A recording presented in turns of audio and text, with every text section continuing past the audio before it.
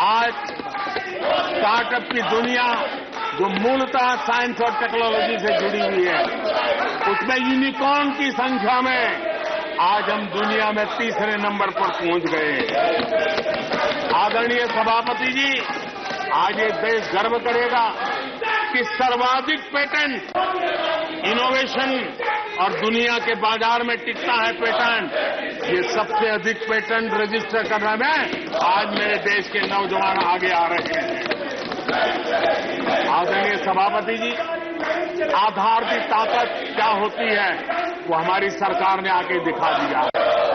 और आधार से जुड़े हुए जो विद्वान लोग हैं, उन्होंने भी कहा है कि आधार के महत्व को, टेक्नोलॉजी के महत्व को 2014 के बाद समझा गया और उसके कारण वो मेहनत अब रंग ला रही है।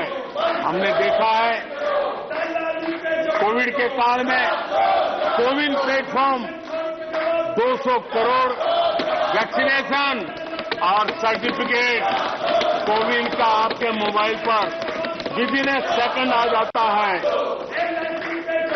लेकिन दुनिया को अचंभा तब हुआ कि भारत अपनी वैक्सीन लेकर के आ गया है कोविड में। दुनिया के लोग अपनी वैक्सीन, हमारे यहां कोई बहुत बड़ा मार्केट था, बेचने के लिए भांति भांति के प्रेशर करते थे, आर्टिकल लिखे जाते थे, टीवी में इंटरव्यू दिए जाते थे, सेमिनार किए जाते थे।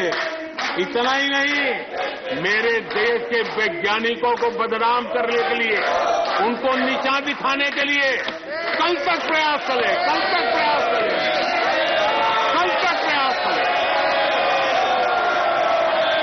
और मेरे ही देश के वैज्ञानिकों ने आज दुनिया में जिसको स्वीकृति मिली है इसी वैक्सीन से, मेरे देशवासियों का ही नहीं 150 देशों के लोगों की आवश्यकताओं को पूरी किया जाता है।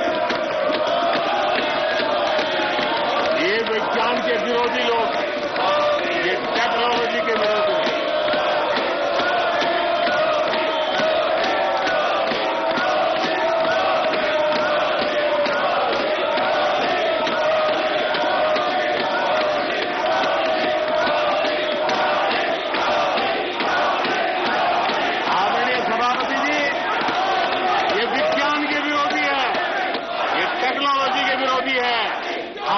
वैज्ञानिकों को बदनाम करने का कोई मौका नहीं छोड़ते। फार्मेसी की दुनिया में हमारा देश एक ताकत बन के उभर रहा है, दुनिया की फार्मेसी का हब बन रहा है। हमारे नौजवान नए नए इनोवेशन कर रहे हैं, उसको बदनाम करने के रास्ते खोज रहे हैं ये लोग। उनको देश की चिंता नहीं है, अपने राजनीतिक उठापटक की चिंता है। ये दुर्भाग्य है देश का। आदरणीय सभापति जी, आज मैं बाली में था, G20 देश के समूह डिजिटल इंडिया इसको समझने के लिए लालायित रहते थे। सक्सेस को पूरी दुनिया ने प्रभावित किया है। डिजिटल लेन देन में आज हिंदुस्तान दुनिया का लीडर बना हुआ है। आदरणीय सभापति जी, हमें खुशी है आज 100 करोड़ से ज्यादा मोबाइल फोन मेरे देशवासियों के हाथ में है। आदरणीय सभापति जी, एक समय था हम मोबाइल इंपोर्ट करते थे, आज गर्व है मेरा देश मोबाइल एक्सपोर्ट कर रहा है। 5G हो, AI हो, IoT हो, उस तकनीक को आज देश बहुत तेज गति से अपना रहा है, उसका विस्तार कर रहा है। ड्रोन, इसका इस्तेमाल सामान्य जीवन में हो, सामान्य नागरिक की भलाई हो।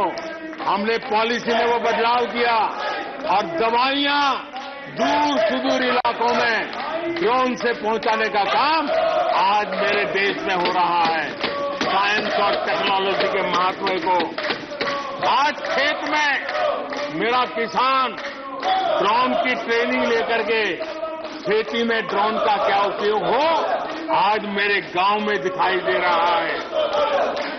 जियो स्पेशल सेक्टर में हमने दरवाजे खोल दिए। ड्रोन के लिए एक पूरा नया विकास का विस्तार करने का अवसर हमने कर दिया। आज देश में यूएन जैसे लोग चर्चा करते हैं कि दुनिया में लोगों के पास अपने पास जमीन के घर के मालिकाना हक नहीं है। यूएन की चिंता है दुनिया।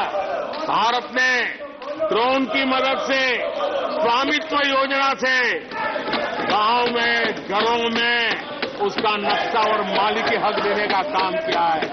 उसको कोर्ट कचहरी के चक्करों से और कभी घर बंद हो, कोई आकर के कब्जा कर न ले, सुरक्षा का एहसास दिया है। हमने टेक्नोलॉजी का भरपूर प्रयास कॉमन मैन के लिए करने की इस दिशा में सफलता पाई है।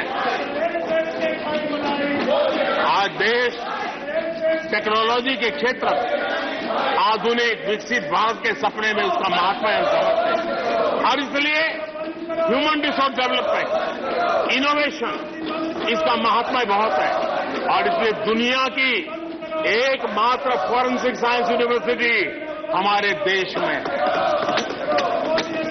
हमने गति शक्ति यूनिवर्सिटी बना करके इंफ्रास्ट्रक्चर की दुनिया में एक नई पहल की है। हमने एनर्जी यूनिवर्सिटी बना करके आज देश रिन्यूएबल एनर्जी के क्षेत्र में एक नया जंप लगाए। अभी से हमारे नौजवान तैयार हो, उस दिशा में हम कर रहे हैं।